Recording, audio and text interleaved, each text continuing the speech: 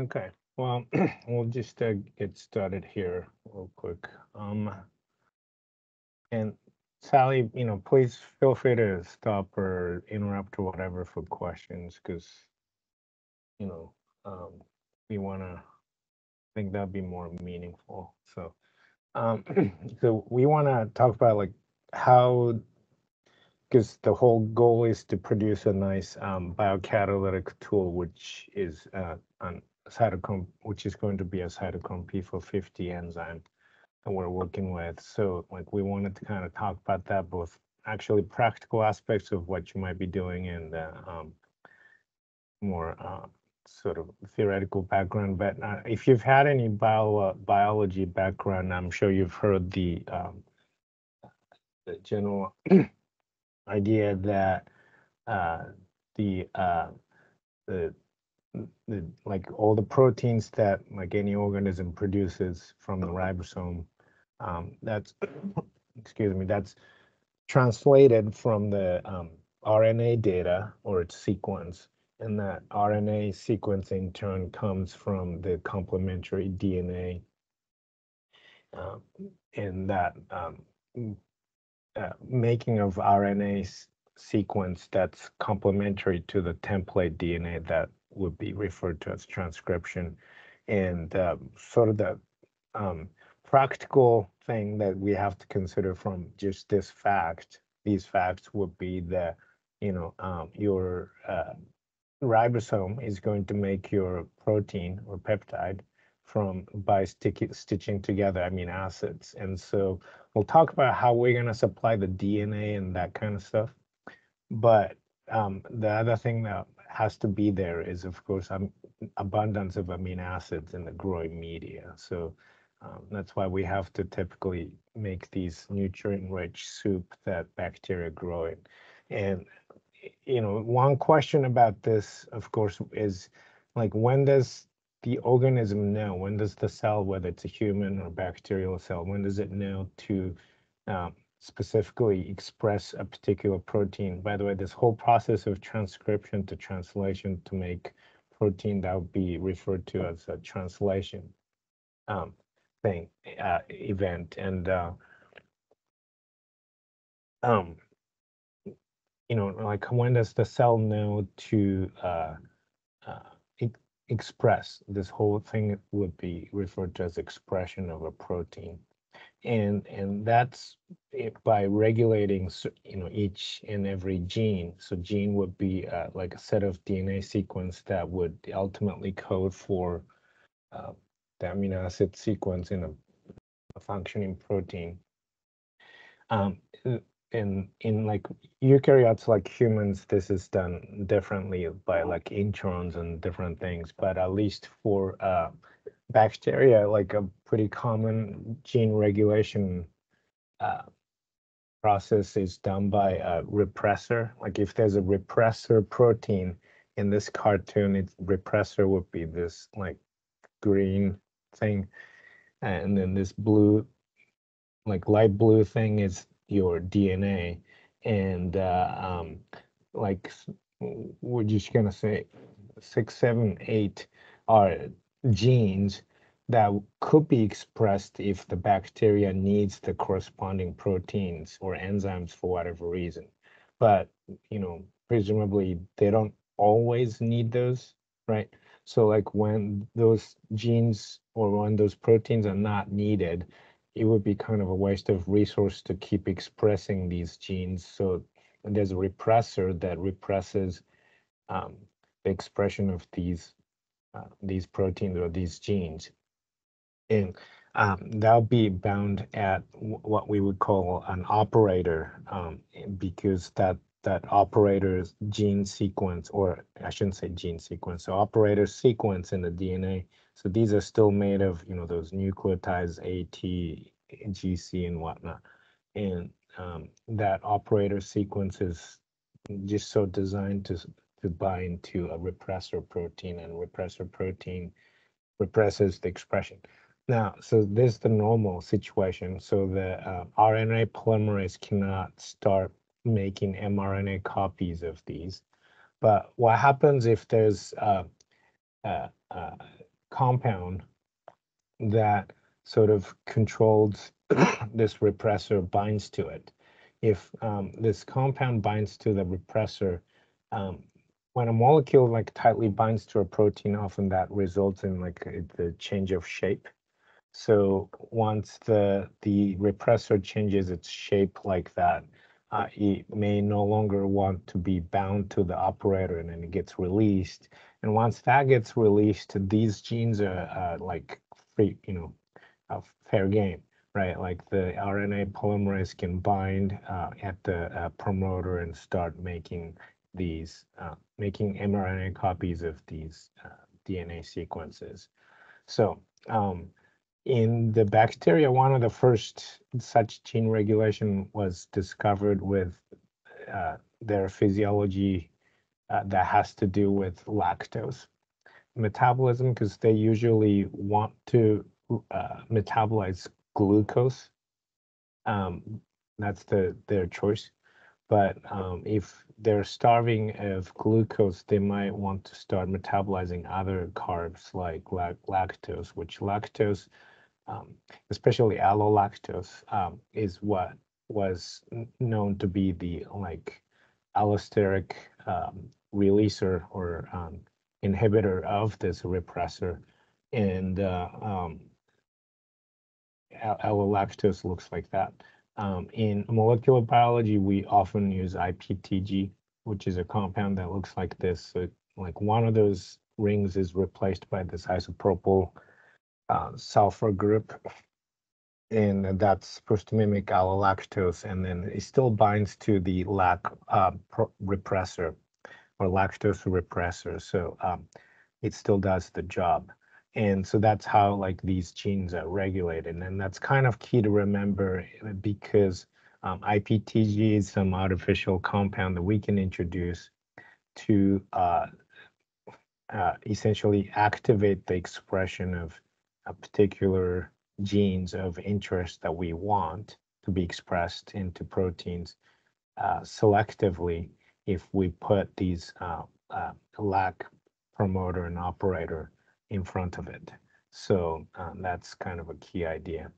Now, speaking of like bunch of genes, the cytochrome P450, the enzyme that we're interested in, comes from these bacteria, either called Marinomonas or Pseudoalteromonas. They're pretty closely, excuse me, related bacteria, and they they're known to have these different sets of genes, gene clusters, and they happen to be named BMP 1, 2, 3, 4, 5, 6, 7, 8, 9, and 10. Actually, it goes up to 12. BMP just stands for like a brominated marine purole or something like that. It doesn't really mean anything. They just needed to give it a name. And uh, we're we're actually kind of particularly interested in this particular marine bacteria species and that one just because their sequences happen to be more readily available, and they are known to produce a bunch of brominated aromatic compounds. This is just a sample of them. I think in passing, I mentioned this compound named number 3. That's a compound called pentabromphthulin that happens to have a good anti-MRSA activity, and that has an origin in Hawaii, where there's these nudibranchs that don't have much of a physical defense mechanism per se, and they and one of the ways they protect themselves is they have a symbiotic relationships with some bacteria that like produce sort of toxic stuff, kind of like these things. And one of those bacteria happened to be Pseudoalteromonas isolated off of nudibranch's back. And that's the sort of the origin of the protein gene sequence that we work with. And that these both Pseudoalteromonas and Marinomonas, they have all these BMP 1 through 10 genes in common. And one of the things that was earlier discovered by Brad Moore's lab at UC San Diego was that BMP7 is, at least by its sequence, is a cytochrome P450, and 9 and 10, like we talked about in the last session, are the redox partners, ferredoxin and ferredoxin reductase. And together they catalyze the coupling reaction of these two aromatic compounds to make pentabromethylene. Whether they also catalyze the reaction to make this is a separate issue that maybe we'll talk about another time. But at least we know that they're able to do this radical mechanism coupling reaction between two aromatic rings to make something like that, to make that bond. That's not a really trivial chemistry with conventional synthetic means. And so that's kind of why we're interested in this specific cytochrome P450, because it does that chemistry, but the fact that it does means that, by the way, this is the actual the actual structure of the specific cytochrome P450 enzyme we're working with. Well, at least it's the predicted folded structure predicted by an algorithm called AlphaFold. But and then like we talked about, cytochrome P450s all have the heme with an iron in the middle, which would be right there. And so there's a cysteine residue right there. But anyway, you can kind of see that above that heme ring, the porphyrin ring, there's some empty space, and that's the space that like substrate molecules can bind into and then sort of get worked on by the cytochrome P450 enzyme. And then apparently it catalyzes this reaction. But the important thing is this protein seems to accommodate two separate aromatic compounds at the same time, molecules at the same time, and then catalyzes the coupling reaction. So that's kind of interesting, and that's why we're interested in them. We were hoping that we could engineer this to accommodate other substrates to do coupling reactions. That would be useful for other medicinally useful compounds. So, and some of this here in these slides would have a very important practical implications, like exactly what you would do in the lab, because when we work with those genes, BMP7, 9, and 10, they need to be like put into a DNA sort of template that like some easy to grow organisms like E. coli bacteria can sort of absorb into them and then make use of. Otherwise, like it would be really difficult to, without the help of host bacteria like E. coli, it would be difficult to express these genes. So what we do is we custom synthesize this plasmid. Plasmid is a circular bacterial DNA that can be put into a different host bacteria. And then within this plasmid DNA, we have a region that codes for BMP7, BMP10, BMP9. And then, of course, we put the Lacron operator and promoter right in front of it, so that like these genes will be expressed with the sort of the signal of adding IPTG molecule to the media. And then in the rest of the plasmid, there's an important part of the plasmid that codes for a drug resistance factor. I think it's R1. It's actually, I don't remember whether R1 is an adenylating or a phosphorylating one, but these things can either adenylate or phosphorylate antibiotic like streptomycin and make it inactive. In other words, the bacteria that has this plasmid, but the bacteria cell that has this plasmid that's uniquely custom synthesized, that has this sort of little scary antibiotic resistance gene designed into it, synthesized into it would be able to survive in a streptomycin containing media.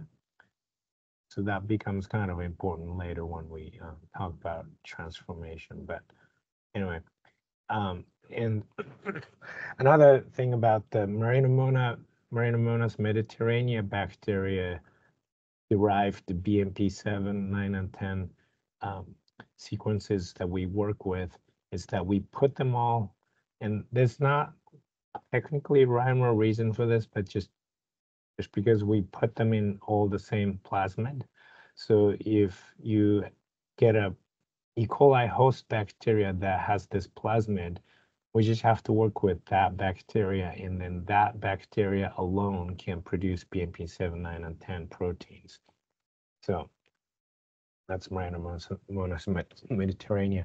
But excuse me, when it comes to pseudo-Alteromonas bacteria, we decided that mainly because of the fact that we only are interested in modifying or engineering BMP7. Remember, 9 and 10 are just sort of associated partner proteins. We don't really care to modify or engineer. So we made 3 plasmids, one with BMP7, one with 10, one with 9. So if you're working with pseudo-Alteromonas luteoviolacea derived cytochrome P450, then you have to be working with all these 3 bacteria strains at the same time. It's kind of important that you don't cross-contaminate them, which kind of is easy to do because like this bacteria would be pretty distinct from any like sort of other bacteria that's found in your skin or your like in the normal environment. But these bacteria, right, like these 3, can cross-contaminate each other because they all have the same streptomycin resistance gene in common. So even when you're growing these in a the Marinomonas bacteria in a streptomycin containing media, you can kind of eliminate all the other bacteria that do not have this special plasmid, right? But so it's kind of not as likely to contaminate. But these 3, among the 3, you can cross-contaminate, or for that matter, between these 3 and the Marinomonas bacteria, you can cross-contaminate easily. So that's something you have to be really, really careful about. And we'll talk about being careful about sterile techniques. But any questions about any of this so far here? So how do we distinguish between the 3? Is there just no way to? Is it just by like their name and stuff? Between like Marinomonas and pseudo-Alteromonas? Yeah, the 3. Yeah, that's a good question. So like even so, if you grow them enough so that like they're visible to the naked eye, like if there's a ton of their cells, visibly they look exactly the same because the host bacteria is the exact same strain of E. coli host. So you can't differentiate them by visuals or anything like that. So what you have to do is like really good labeling and really good sterile techniques so that like if you a particular sample or like plate or media is clearly labeled as this was inoculated with pseudo-Alteromonas bacteria, then and then if you're really well trained on sterile techniques, you're being good about um, clean and sterile.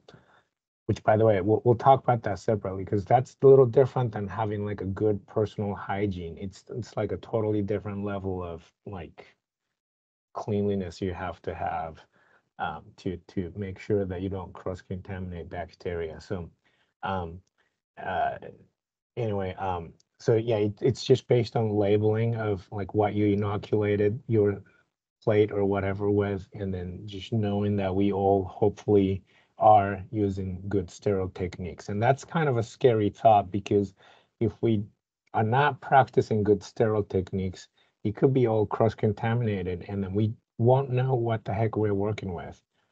So whatever the results we get would be sort of not valid anyway. So, like when you guys get into the lab, one of the first things we want to be kind of almost paranoid about is sterile techniques. So, um, but yeah, thanks for that question. Anything else?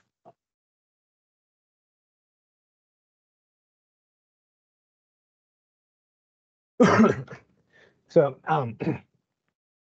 uh, well, this is kind of a really, really involved diagram.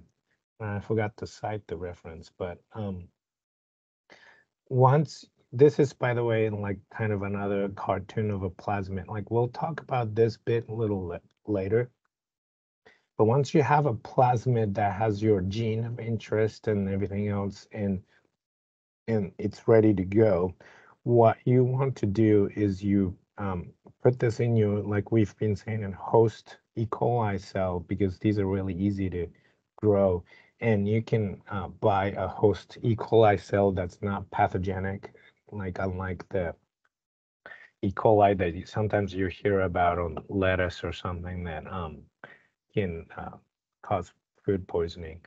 Um, and what you do is you put this into the E. coli cell. That is called transformation, um, which I don't know. I don't know if that's like a really good choice of the term for it, because it doesn't really sound like transformation to me. But that process is called transformation. What you do is you kind of do sort of mean things to the E. coli cells, like heated at an uncomfortable temperature that messes up their cell membrane integrity, so that foreign DNA material like this can slip into their inside their cell. So and then uh, uh, sort of by chance, if they take up the plasmid that we want, um, that transformation happens. And most of the cells, though, might not transform your plasmid. And the way we can distinguish between the two, the E. coli that took your plasmid and the E. coli cell that didn't, is by selecting by that antibiotic resistance mechanism. Like if you put on this agar plate where you inoculate these cells on, if you include that antibiotic streptomycin in it, most normal E. coli cells will just die. They will not grow. But the E. coli cells that took up the plasmid that you designed that has the streptomycin resistance gene would live and grow. And so that's how you can select for that. And that's sort of how that works. Um, actually, maybe is this a good time to talk about the, and then, oops, sorry. As far as making this plasmid, we'll come back to this a bit later, but one of the things you could do is there's an enzyme called a restriction enzyme that is designed to cut your DNA molecule, which DNA molecule looks like that. It's a polymer, and this polymerization goes on forever and like in this direction. But each nucleotide you might have heard about, like that make up your DNA, like A's and G's and C's.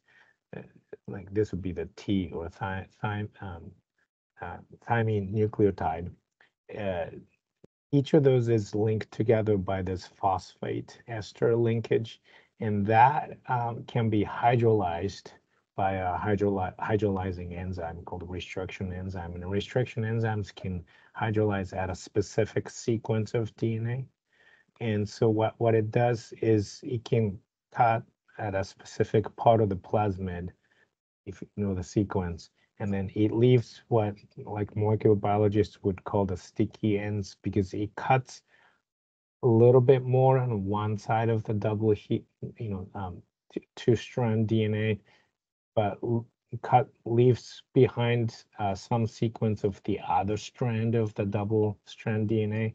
So like this would be considered like a sticky end, because this tiny sequence would code for like this little bit. And if you cut the another piece of DNA by the same restriction enzyme, I hope you can kind of see in this cartoon that this is the same sequence as this because of the again quote unquote sticky ends that's left behind by the restriction enzyme that cuts those phosphate linkages. And you can employ an enzyme called ligase that connects these sort of sticky ends DNA pieces together. And that's the kind of manipulation you do to make your own plasmid of your choice. And yeah, so, and once you, of course, make your DNA and then you do your transformation and whatnot, and you have your bacterial cells that you're working with, like we've been saying, the sterile techniques are really important. And in some sense, you kind of almost need to be more sterile than like a surgeon in an operating room because like if a couple bacteria fall into the like your open stomach or something, that's unfortunate, but the chances are your immune system can handle a couple bacterial cells unless it's like cholera or something. Those are nasty because one cell could start the whole infection, but usually it takes more than like one cell. Um, and so you have to be really good with sterile techniques. So some of the things you do, you have to be kind of pretty OCD about spraying and wiping down your working space. And I think one of the unfortunate things I observe is as some research students get used to working with things, I don't know, like they just get more comfortable with working with bacteria that they don't really think about spraying down as much. Like earlier in their career, or like they used to spray things down. You really have to do this because the working area, it's very likely that either your hands or the instruments or what tools or whatever you're working with, it's likely to touch the bench area. So you need to make sure the working area don't have any bacteria at all. And the solution you want to use is 70% ethanol, 30% being water.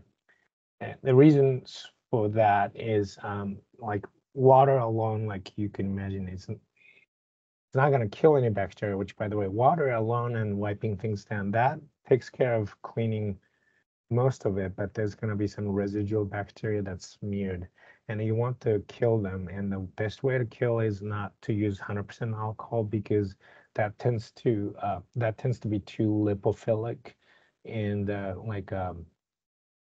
um, when bacteria is kind of in a like sort of aqueous suspension, like a droplets, like your spit or something, they could sort of be repelled by 100% alcohol solution. They don't mesh very well.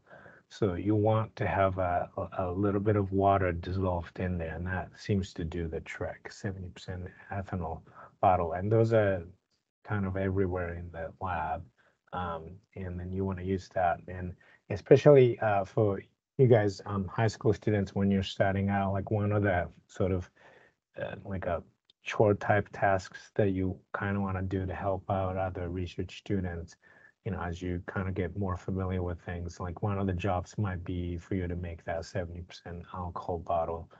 Um, because hopefully everybody's using a lot of it so that like we should be running out of it in some frequency.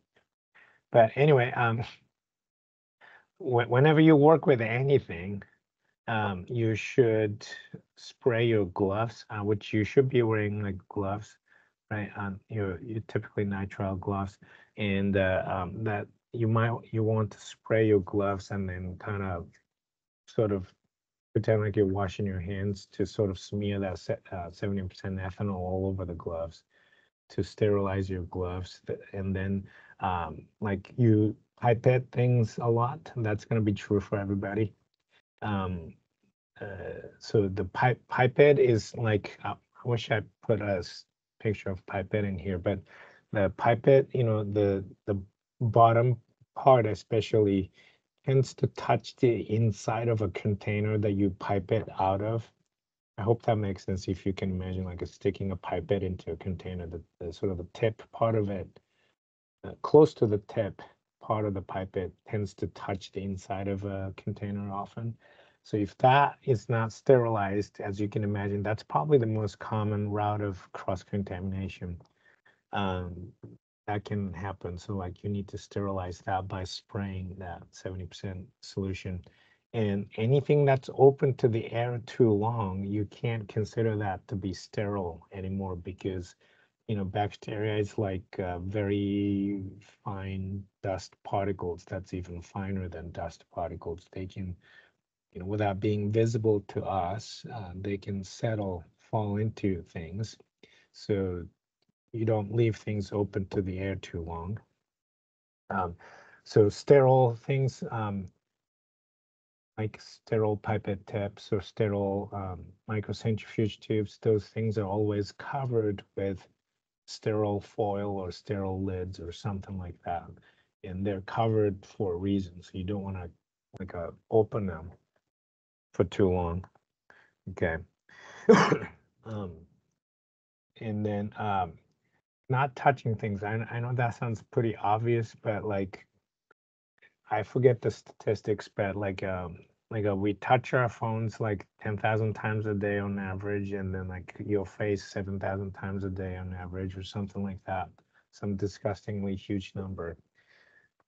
Of course, you don't want to do that, right? Because like your phone and your face and even your clothes even is just covered in germs, which is okay for normal living, but not for what we're doing. It needs to be a totally sterile environment, so you don't want to touch things. And then you want to like think beforehand before you do things, like kind of like a surgeon. You want to think through like everything you're gonna do. Like um, if you have to like set something down and open the lid of a container before you can pipe it out of it, and or like if you have to do some weird maneuver by holding a couple of different things in your hands to open the lid of a container, it's likely that like different things touch each other in a way that's not desirable. So you have to really think through things like, should I loosen and open this lid first while I have the use of two hands and then grab my pipette, or stuff like that. You want to think through before you do things when you have to be sterile. um, yeah. So, and then I bet you, like, when you're starting out, or maybe somebody will make comments like, hey, you just, like, you're working with things that need to be sterile and you just touched your jeans, or something. Like, just be ready to receive comments like that, because you're probably gonna do it and you probably don't even know you're doing it, because normally you don't have to be that paranoid about being sterile, right? And to be fair, like it would be unhealthy for you to be this paranoid about germs normally. But if you if you can channel any of that, like some of the paranoia people had during the pandemic, if you can channel that and multiply it by 100, that's sterile techniques. Okay. Um, and especially for you high school students, like some of the things you want to first learn to be able to do, um, even just to help out before you kind of work on your own sort of side projects kind of thing, is making solutions. Um, you want to, sometimes the solutions need to be sterile and sometimes they don't. Um, and one of the things you want to think about is, if the solution is going to touch living things like living cells, then that needs to be sterile. But if it's going to only touch dead things or non-living things like chemicals or lysed cells. Later, we'll talk about lysing cells, like breaking up the cells to spill out the guts, which include the enzymes we want. Then it probably doesn't need to be sterile. So you have to think about that, or you might have to ask around. But typically, what you do, right? Like you have some. By the way, whey boat, in my opinion, is for kids. Don't use whey boats. You should use like a weighing paper because it's a lot less messy. Um, and if it has to be sterile, like you have to worry about like the spatula is probably not sterile because it's just sitting there. Same with the graduated cylinder or like open beaker, or you know, God forbid the stir bar. That's probably definitely not sterile. Um, and uh, um, and some of that might be okay because some solutions you actually, after you make the solution, you sterilize it afterwards. Um, and then DI water in the squirt bottle, there's a lot of those in the lab. Please consider that to be not sterile. You can consider DI water to be chemically pure, but not sterile, because even if it's not actively growing, there's probably like a few cells of bacteria or mold or something in there. Okay. And a lot of times, if you need to make sterile things, solutions, like you might want to start with like a sterile container. One of the things we use is these 15 mil, or we also have a 50 mil, um, excuse me, centrifuge tubes that are disposable and they're sterilized, pre-sterilized. So that means like until you open this lid, the inside is considered sterile. Okay, so sometimes you could do that. And while we might not like bore you with the talking about math, because like who wants to talk about math in a remote meeting, right? But I might leave this to be kind of like a homework maybe for some of you that are not as used to doing this kind of things. You, you want to be able to make sort of any concentrations of solutions pretty well. And you also need to have a realistic uh,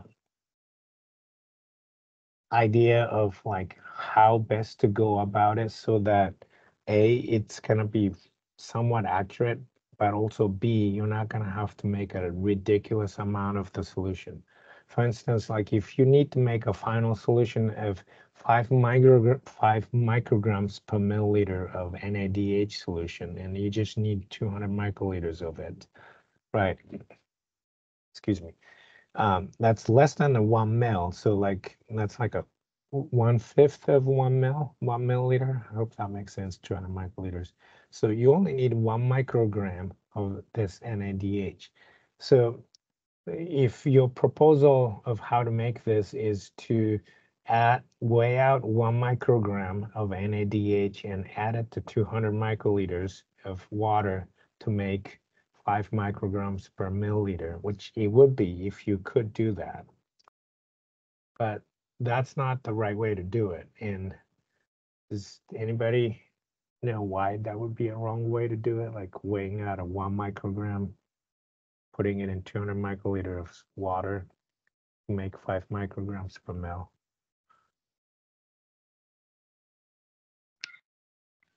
Because it's not the same concentration, right, that you want. Um, Actually, that would be the same concentration if it was possible. But in practical reasons, that would never work. So putting 1 microgram of NADH in 200 microliters to make 5 micrograms per mil.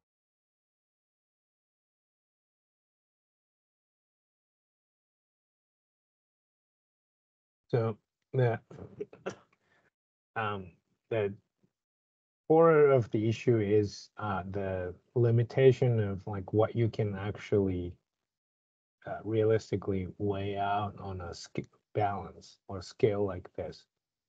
Um, this one apparently only goes to second decimal place, or that's like tens of milligrams is that decimal place.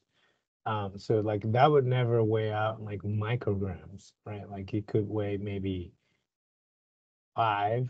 It couldn't even weigh out 5 milligrams. It would need to be like almost like 100 milligrams for like this scale to like actually accurately weigh something out, right?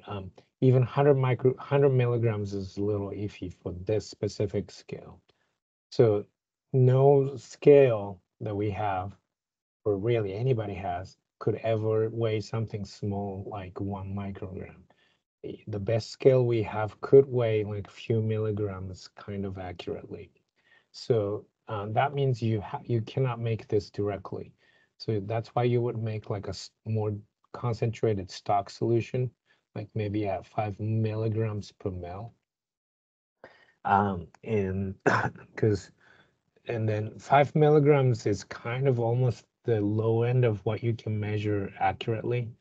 So if might as well you make a lot more stock solution, like maybe 10 mils instead. Because if you're going to make 10 milliliters of the stock solution, then you need 50 milligrams of NADH, right? Like, so so that's something you can comfortably weigh out on a precision analytical balance.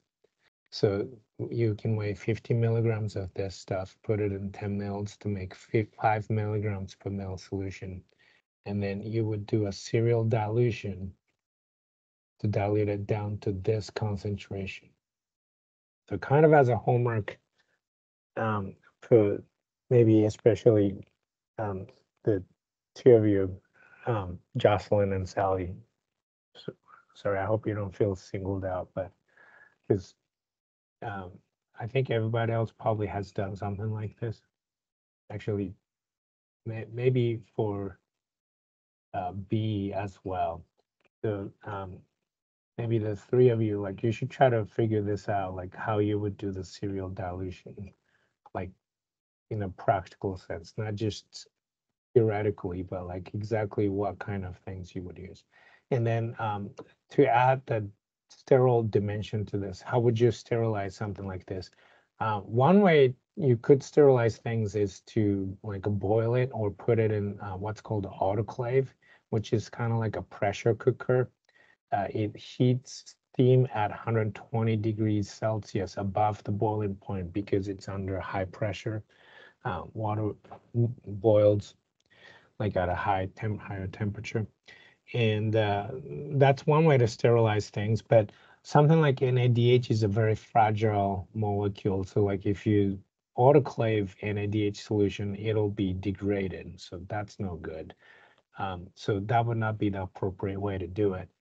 The good way to sterilize NADH solution would be to do sterile filtration. We have filters that filter out like really, really small things.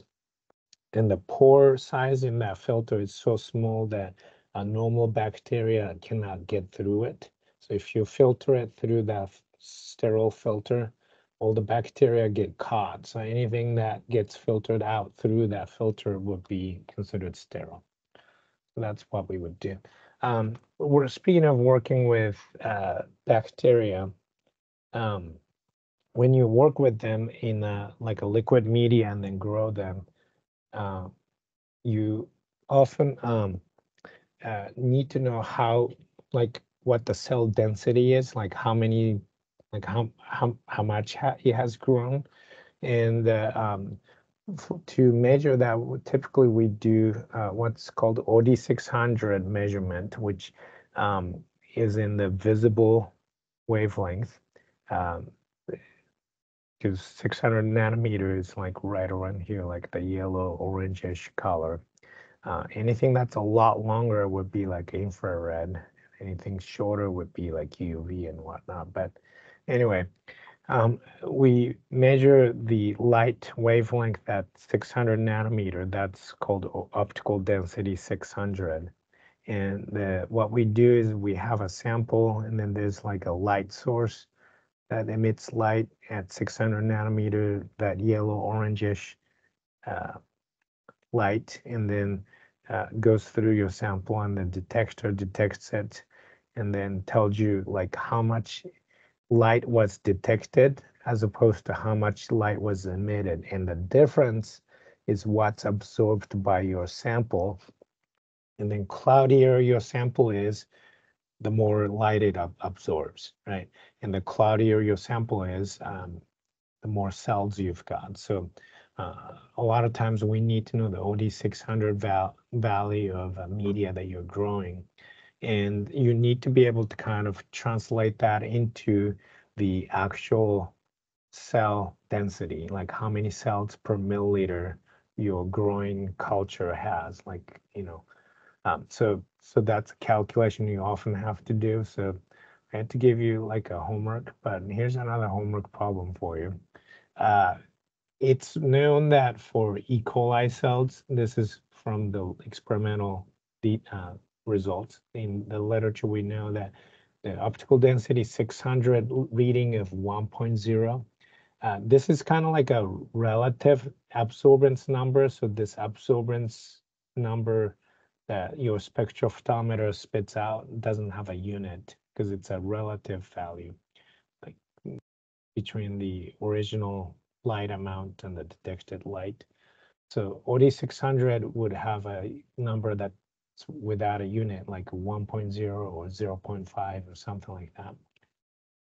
OD600 of 1.0 is known to be equal to 8 times 10 to the 8th cells. So like 800 million cells in 1 milliliter of a density.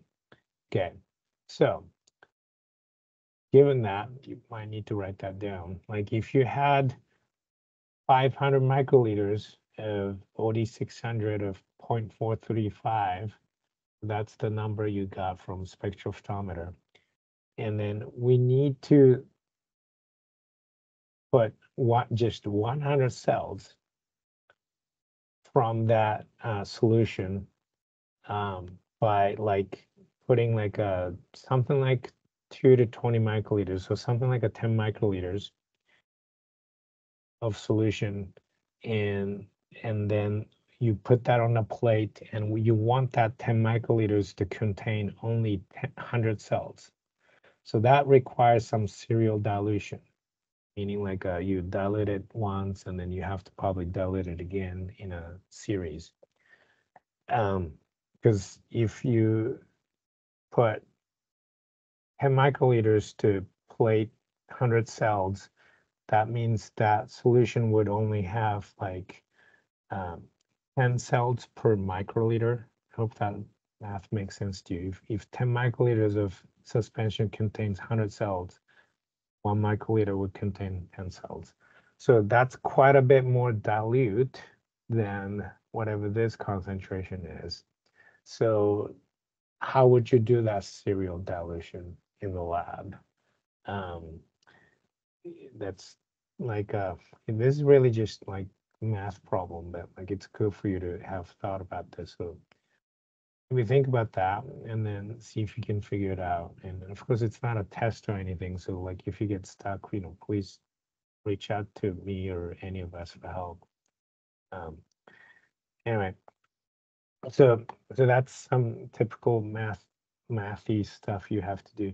And why do we care so much about OD600? Well, it's kind of because of the like bacteria go through these like different sort of life cycle, like uh, you know they, they can be in an exponential growth phase.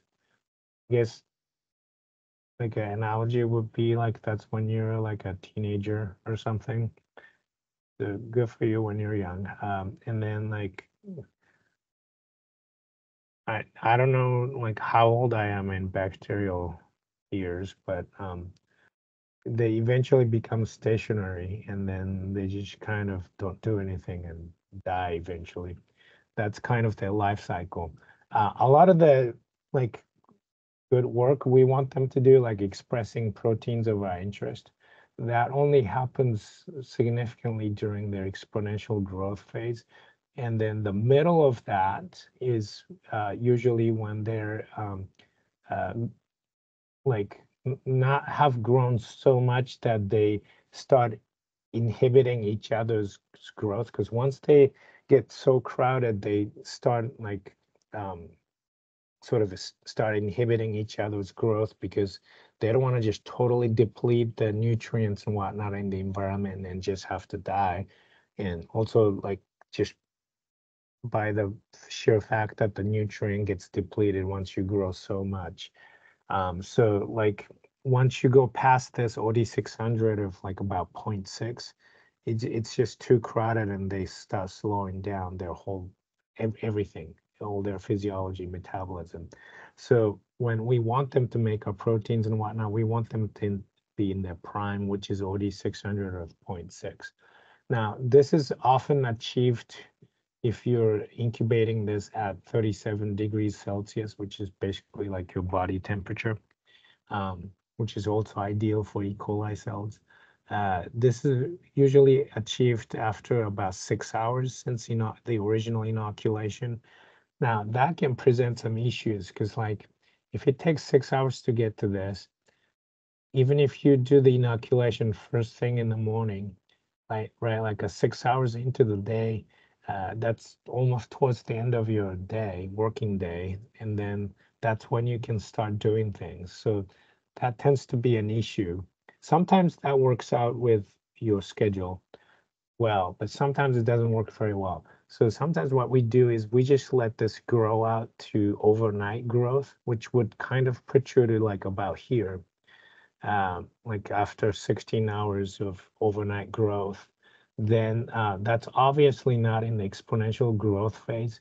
So what you do is you dilute this media back down to like here, this concentration, and then you let them grow for like another 90 minutes or so in the optimal condition, and then they can grow back up to like OD 600 of zero point 0.6, the sort of the magical number, and then they would be in their prime. So that's another thing you often do with the bacteria that carry our gene of interest. Um, you deal with, excuse me, I've already kind of talked about like growing stuff on an agar plate and whatnot, but you know, by the way, this is a blood agar.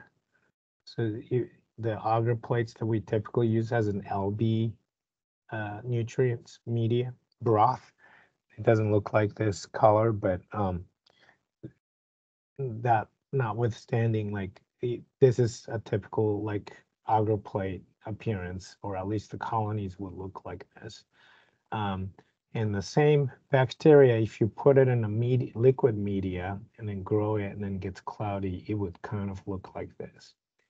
Um, just for reference, this kind of almost looks like an OD 600 of 0.6-ish cloudiness, if I had to guess. Now, this would be a good stopping point. Oh, man, it's been taking up so much time. I need to talk about PCR real quick, but like any questions on any of this, working with bacteria and stuff like that?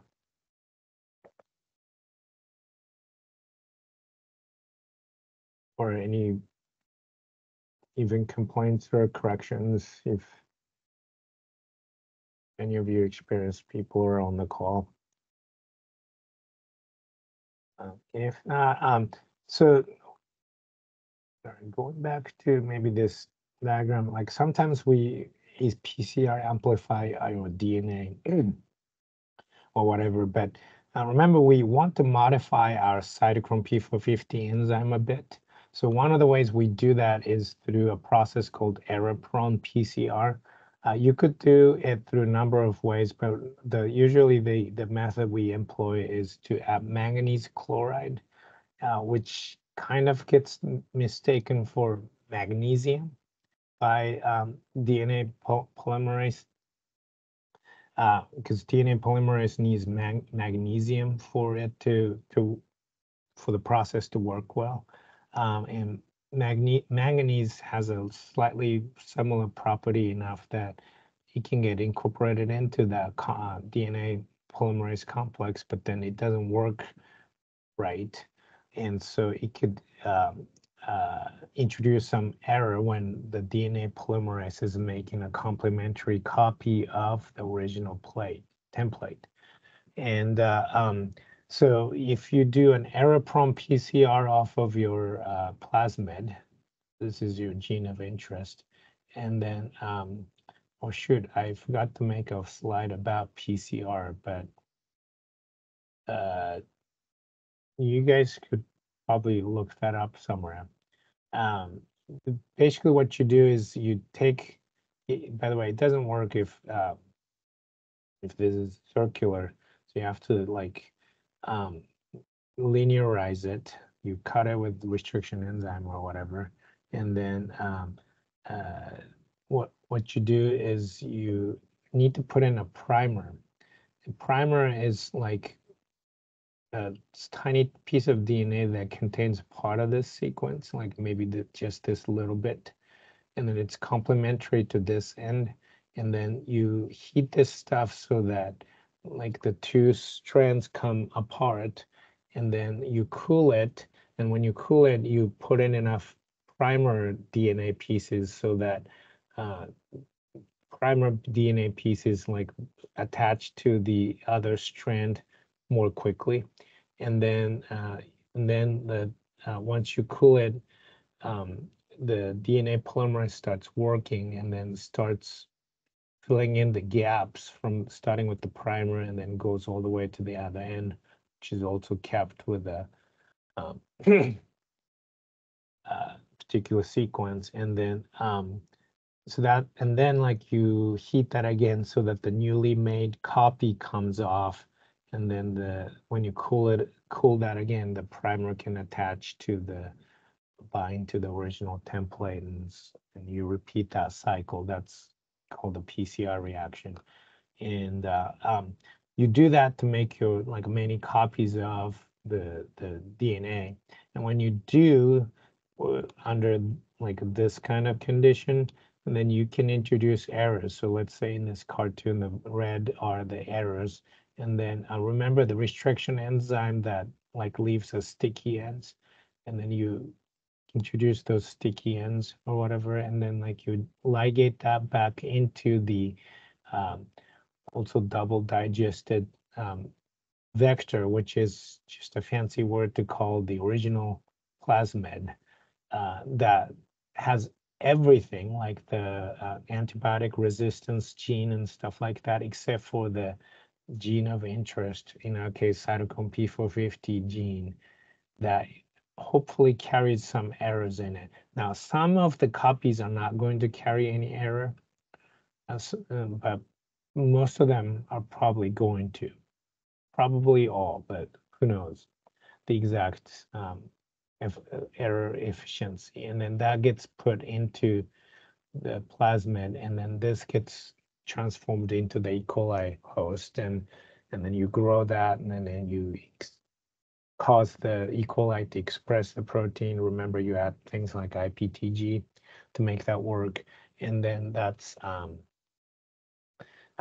whole process. And if we are not doing error-prompt PCR to introduce the mutation, we sometimes do chemical mutagenesis by adding like these chemical mutagens.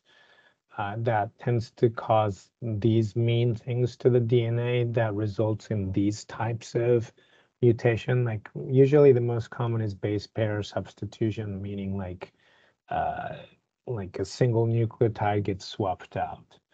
Okay, and once you transform or once you make a bacteria that has been like treated with a mean chemical mutagen, so that maybe they went through mutation, you then plate them so that you can get these like nice colonies later. And the trick is you kind of need to know the concentration of this somewhat. It needs to be somewhat known. Otherwise, like if you put too many cells here and then you spread this out, the whole plate would be covered with colonies or bacteria, and you won't be able to pick out an individual colony. The nice thing about having these individual colonies is you could be pretty sure that each colony was started out when you have these like little polka dots of colonies, is each colony must have been, originated by a single cell, which means every cell in this colony are clones, like they're genetically homogeneous, identical.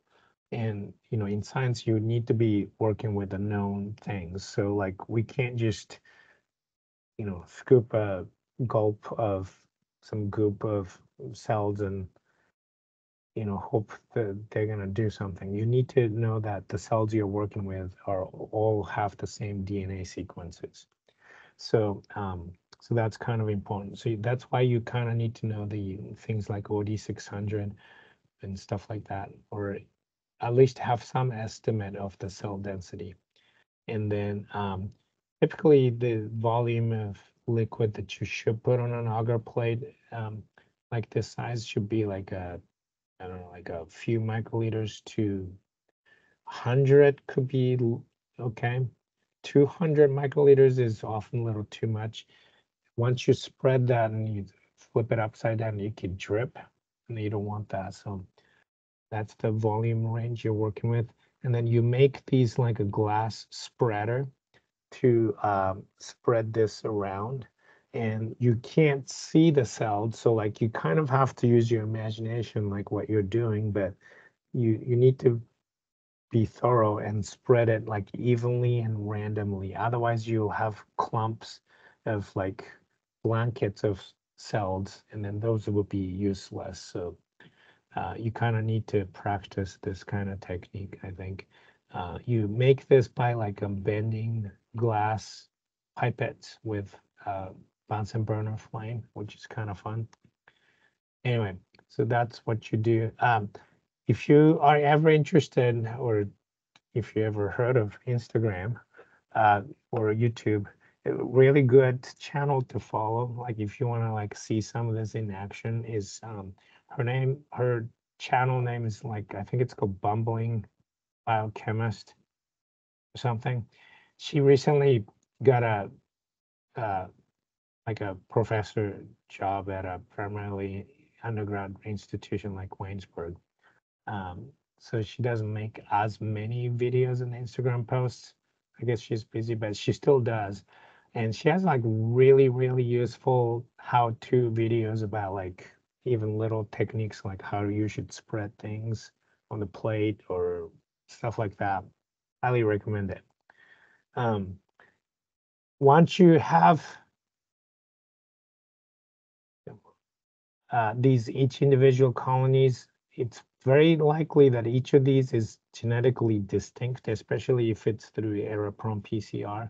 So once you have these colonies grown, you pick each of these individually, and then we put like 96 well plates like this. We put growing media in each of these, and then we pick them using like one of these little pipette tips, not these pipettes, but like each individual pipette.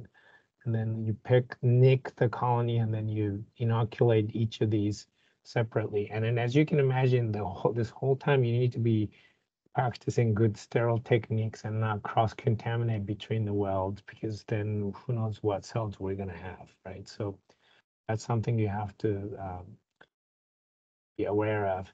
Of course, you typically put media into something like this using a multi-channel pipette, so you don't have to add media into each of these 96 times. With a pipette like this, you could do it pretty quickly.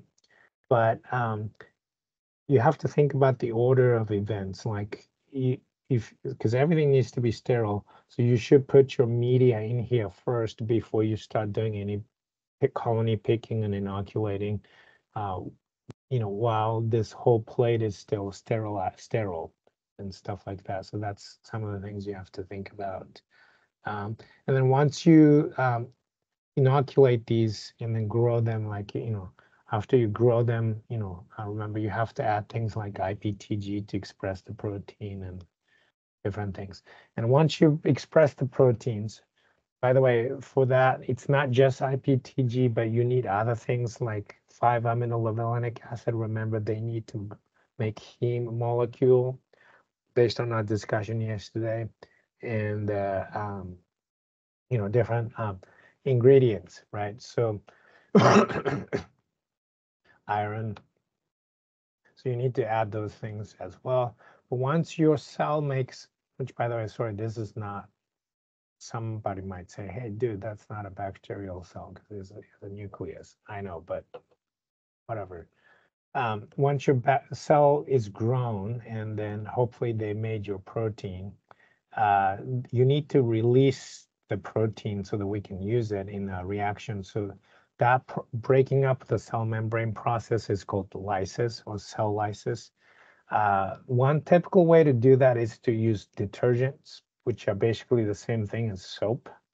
That has dual properties. They both have hydrophilic end and hydrophobic end, which is kind of the same type of molecules that your cell membranes are made of, whether you're human or bacteria, which, by the way, is why soap is really effective in both washing off and killing bacteria because of that detergent breaks up cell membranes. So you don't really need, antibiotics. I wouldn't recommend it in your hand soaps. You should have to use soap. But that's one way to break up the cell membranes, and then the guts spill out, which hopefully contain like your proteins of interest and whatnot. But sometimes that's not feasible because maybe the special detergent is too expensive, or maybe you don't want the detergent is going to interfere with something. So for whatever reason, sometimes you want a different way to lyse your cell. And sometimes we do that by using sonication, which is a like an instrument that vibrates so fast, like faster than the speed of sound.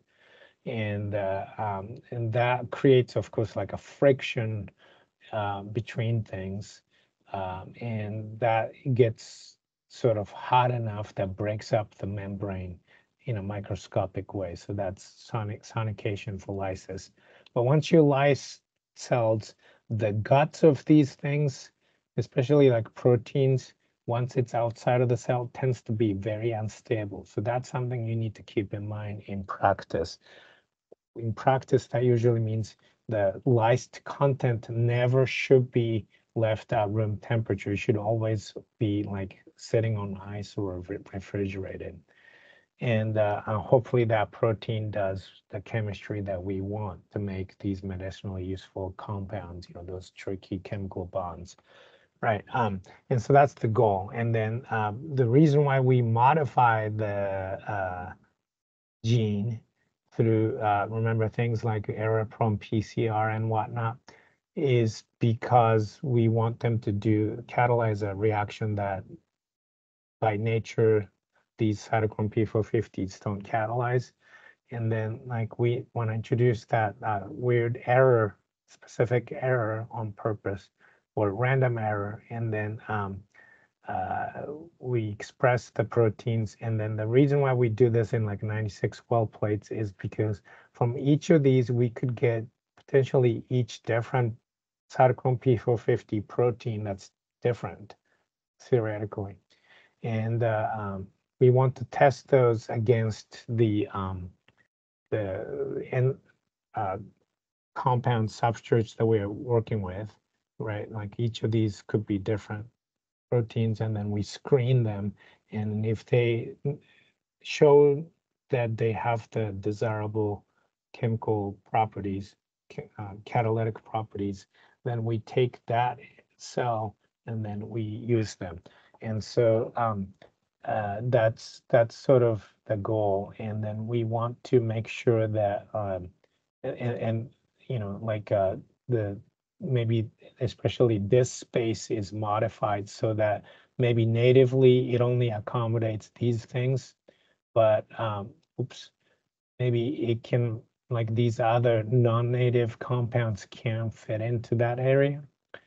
and catalyze a similar reaction. And so that's kind of the whole goal of the project. And um, hopefully that made some sense to you. And there's one thing I kind of forgot to mention with this other thing, but any questions or complaints or anything at this point? I don't have any questions. I think you and I might be the only ones in the call now because Sally left a few minutes ago. Okay, Yeah. yeah, um, that's all right. Well, at least I'm kind of making this video, but let's see, where did that go?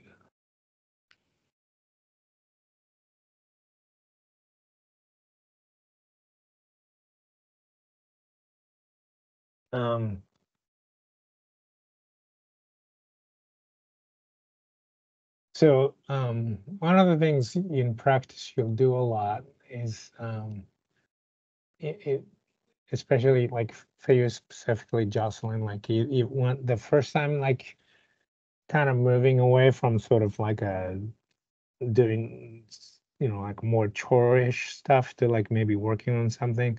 Very likely the first thing you might do, and this may or may not be the case, but the most likely thing you might do is chemical mutagenesis. And the scheme would go like this, and probably this makes sense now that we've kind of talked about it.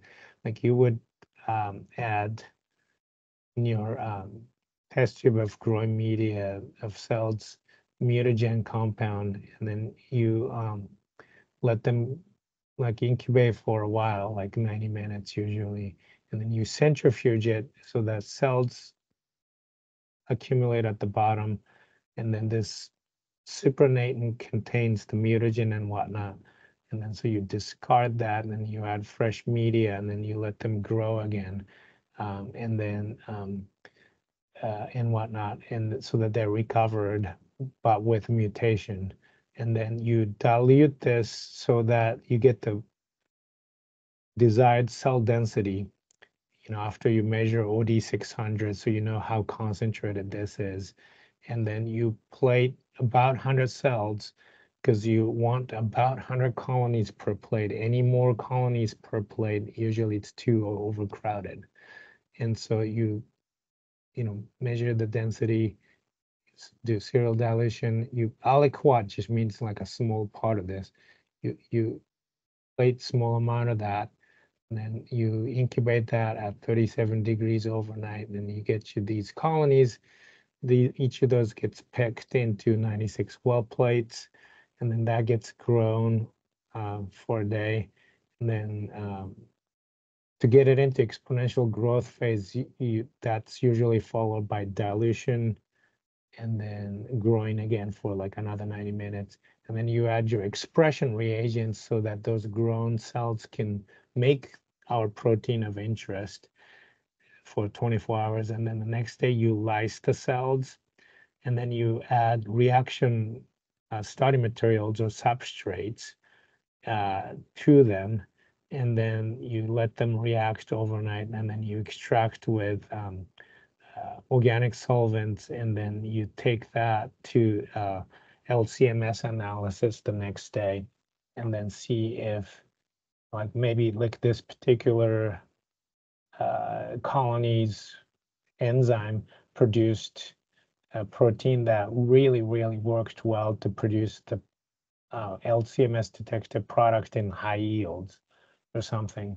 Then you want to be able to go back to this particular culture and use it again.